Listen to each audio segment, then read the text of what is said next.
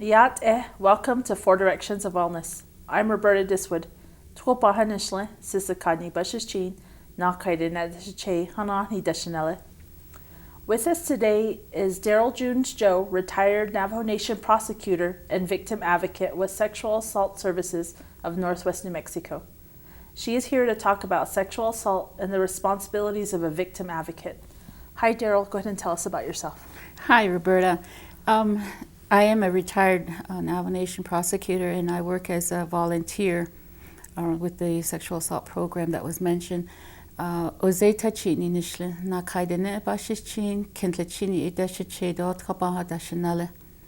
Shiprock. Well, thank you again for being here. So go ahead and tell us, what is considered sexual assault? Sexual assault, most people consider sexual assault as being a rape situation, but it really isn't. It starts from, I guess you might say, an inappropriate touching, an unwanted touch. When people touch you and you feel uncomfortable, and people say, don't touch me, they just don't want them to touch them anymore, then it becomes serious, and that's what sexual assault entails, along all the way up to sexual intercourse.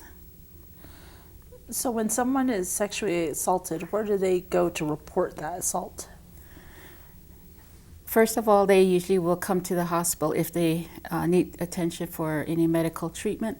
And then I'm always encouraging victims to go to the police department to report it. Most victims don't want to report these things because it's uncomfortable. They get embarrassed sometimes, and they get upset and angry, and they just don't want to tell anybody. But I always encourage them to report it to the police to get something documented.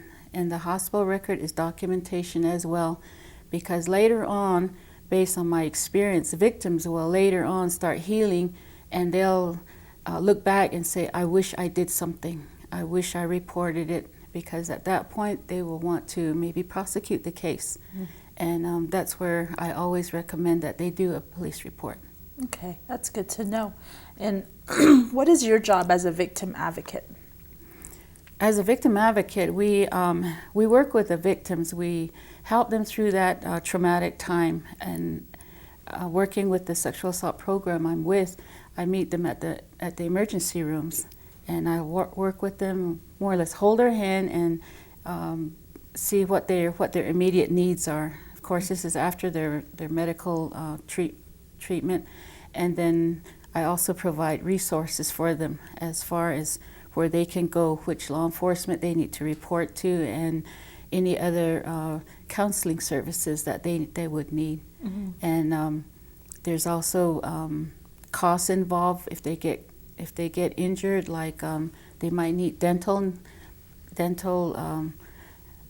treatment. They might need eyeglasses that were broken in the process. Maybe they were seriously damages that were made. Then mm-hmm. they can go and apply for those services. So we provide those information to them at that time, and then give them the resources in the local community. Mm-hmm. Let them know what's available in their immediate community, as well as the surrounding communities in case they travel off. And also explain about the legal process that they can go through, what they can expect. And sometimes if it gets into the court system, we can be there with them at the courts and just really be a support for them. Mm-hmm. And we encourage families, relatives, neighbors to be with them and to give them support also. Mm-hmm. Mm-hmm. And so what sort of advice do you have for anybody who has anything like a sexual assault happen to them? I always encourage them, like I said, to make a report, to reach out and touch someone, because there's always help for them. There's help for them. And they just feel like nobody, we don't blame them. They shouldn't be blamed for anything. And we just talk with them and give them all that advice. Mm-hmm. So earlier you had explained the sexual assault, that it can start from an unwanted touch. Can you go into more detail about what you mean by that? Well, everyone, take for instance dating. When young ladies go out and date, and then when they're beginning to get intimate, and then the other person starts to touch them, in areas that they don't want to be touched. For instance, maybe the leg or the body parts, and they start to feel uncomfortable. You know, from there on, they could say stop, or they could try and push the other person away. From there on, it could be considered sexual assault. And all the way through, maybe they might be forced to continue that action all the way up to sexual intercourse. So sexual assault can be just from an unwanted touch. And again, let's go back over one more time, you know, what services are available to victims of sexual assault? Well, aside from the hospitals and then the police departments, the communities have these programs. There's domestic violence programs, there's sexual assault programs in almost every community.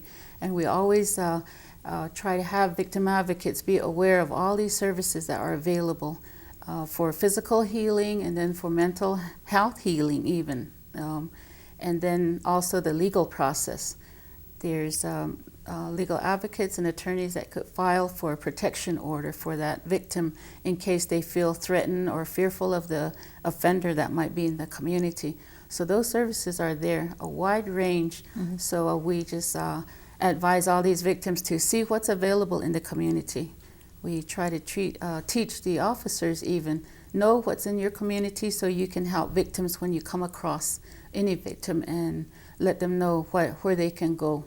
And but as a victim advocate, we're there just to hold their hands and calm them down. And if they're cold, if they're hungry, we just help those immediate needs, and while the professionals do their work. Well, I want to thank you for all this great information, and to thank you for being here today. Thank you. This has been 4 Directions of Wellness, Hagonet.